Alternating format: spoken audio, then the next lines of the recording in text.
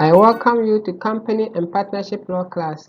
We shall continue with Unit 3, but today specifically we want to look at Section 5 of Unit 3, which is on duties and powers of directors. Now, by the end of this session, you should be able to list and explain 5 duties of directors. Now, you should be able to explain the powers of directors and the limitation on the powers of directors. You should be able to explain what you mean by major transaction. Duties of directors. You should know that directors of a company have several duties. Now, they have the power to convey meetings. They have the power to make different decisions in the company. They are vested with specific powers. And as far as exercising their powers, they are under a number of duties.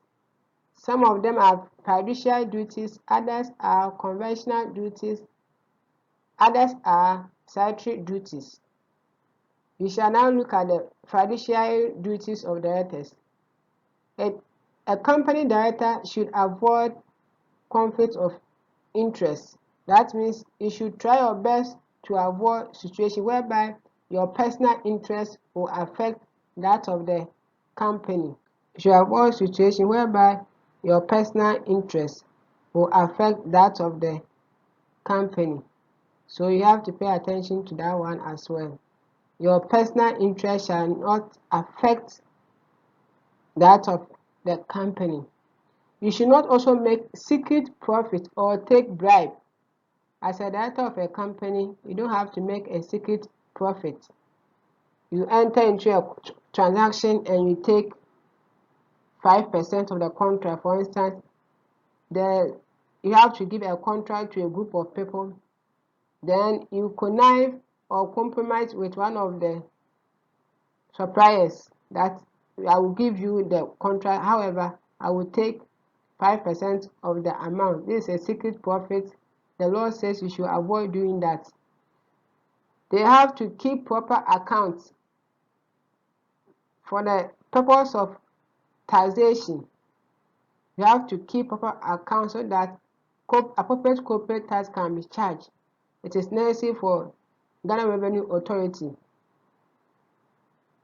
They are also responsible to take reasonable care in the management of the affairs of the company. Here, they should take the interests of the company at heart, as well as considering the interests of the employees, creditors, and the society as a whole. That the decision that they are taking will have good long-term effect on the environment, or where the decision will have bad effects in the long run against the society, that the director in question is advised to avoid such decision. Now, in the case of Kudwo v. Conte, Justice Sarkodie said, for most purposes, it is sufficient to say that directors occupy fiduciary position, a position of trust, and all powers entrusted to them are only exercisable in fiduciary capacity. Fiduciary capacity. It means they are still in a position of trust.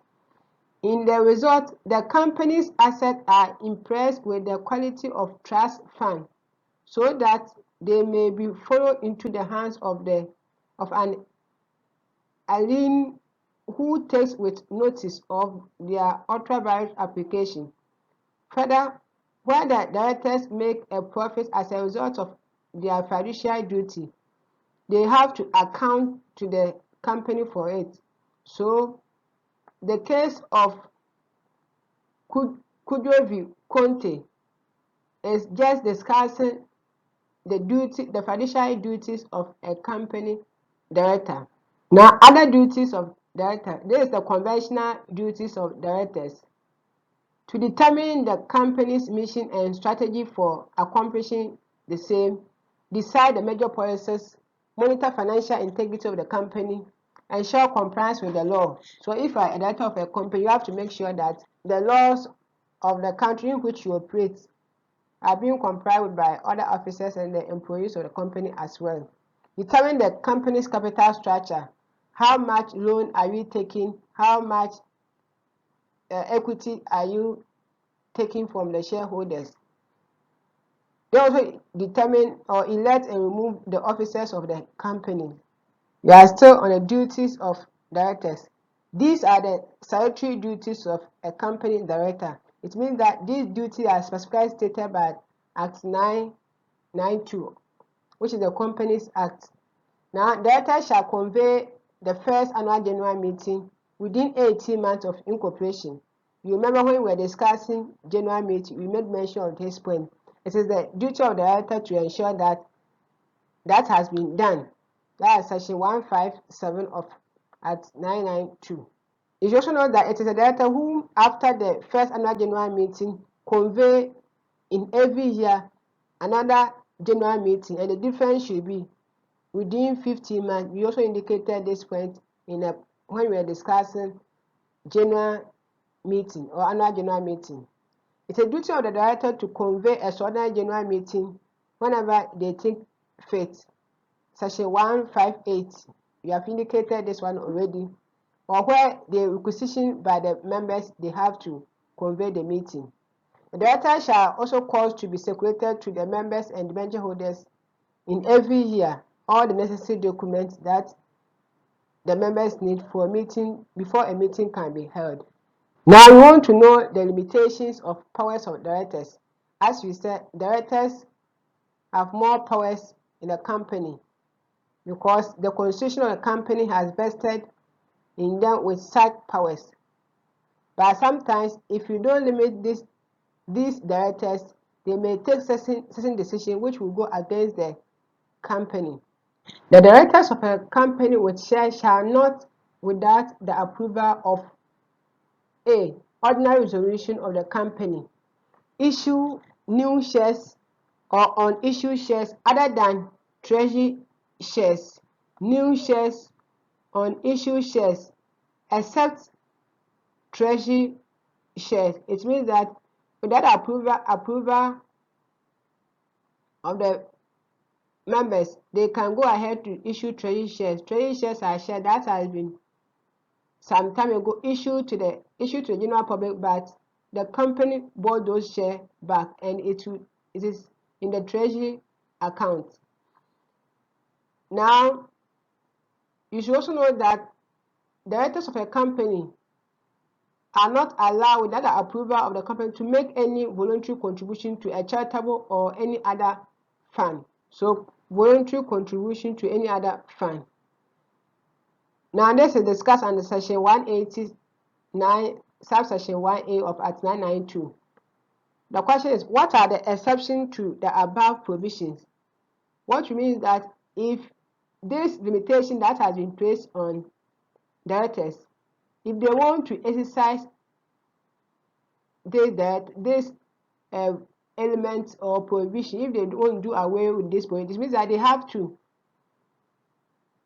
receive or take approval from the members. Now, the provision that a director is prohibited from issuing new shares or unissued shares other than treasury shares in the company will not be applicable when the shares have first been issued to the existing members for them to decide whether they will take the shares or not. It means that this provision is not applicable to the exercise of preemption rights of the directors of the company or the shareholders of the company.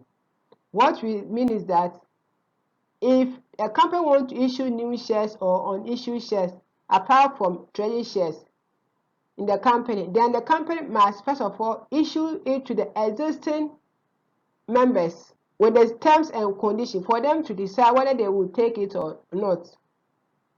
With that one, they don't need the approval.